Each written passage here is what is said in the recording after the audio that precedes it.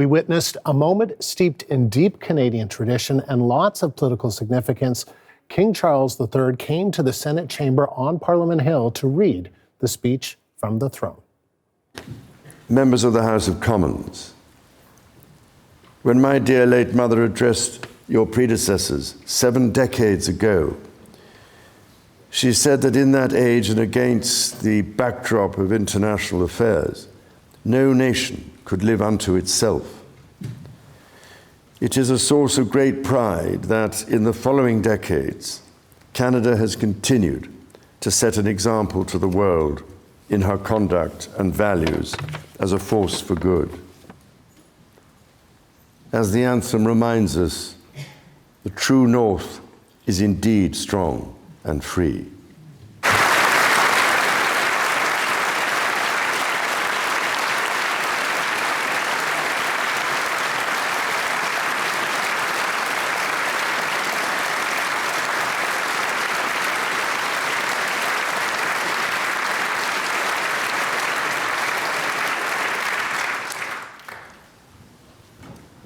Members of the House of Commons, you will be asked to appropriate the funds to carry out the services and expenditures authorised by Parliament.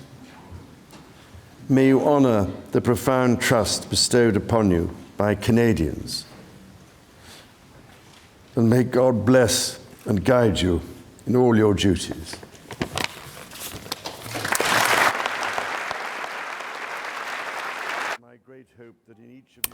It is a responsibility that usually falls to the royal representative in Canada, the Governor General. And this is only the third time in history the monarch has delivered the speech.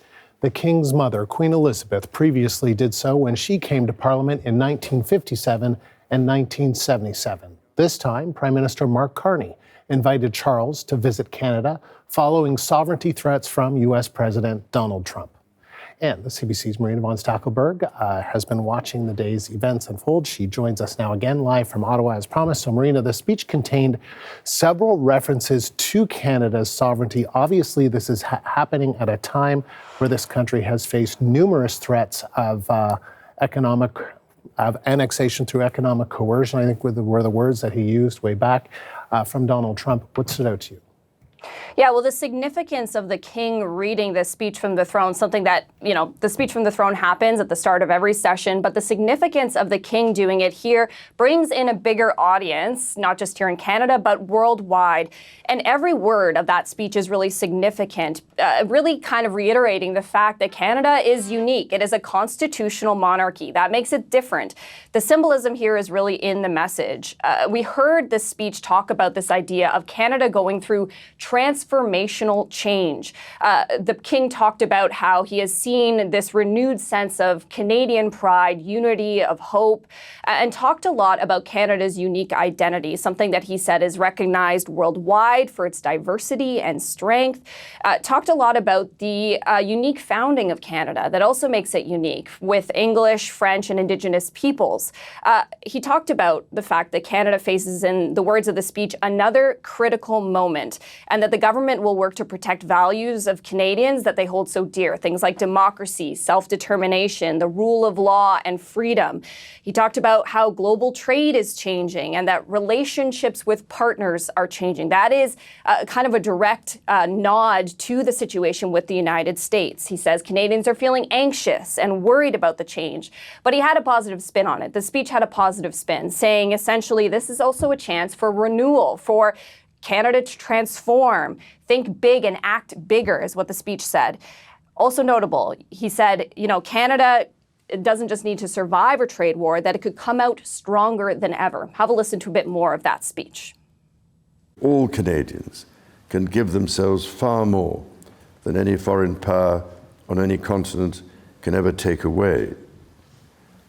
And that by staying true to Canadian values, Canada can build new alliances and a new economy that serves all Canadians.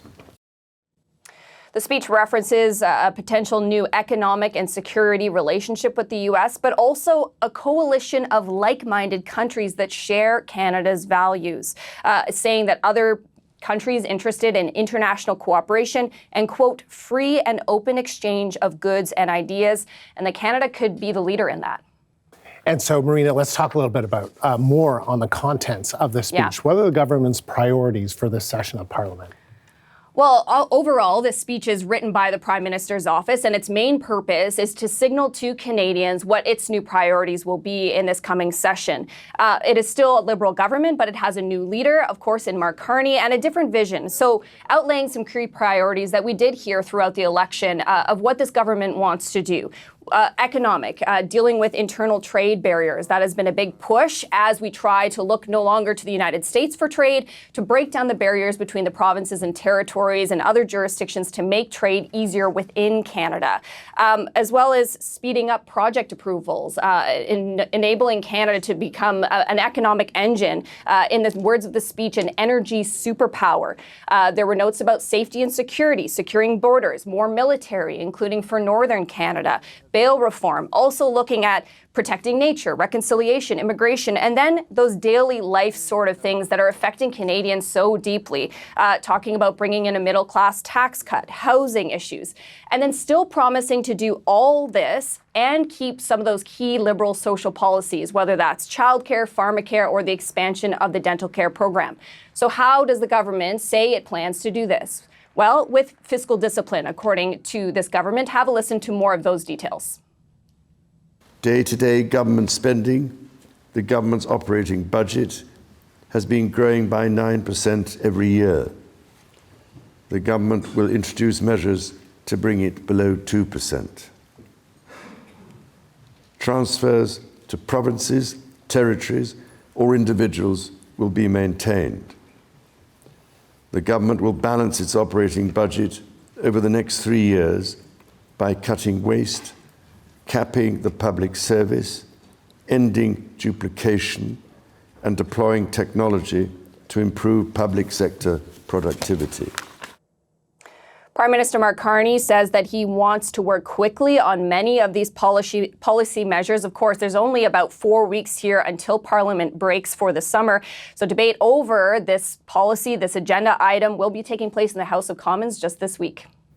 Marina, thank you. The CBC's Marina von Stackelberg live in Ottawa.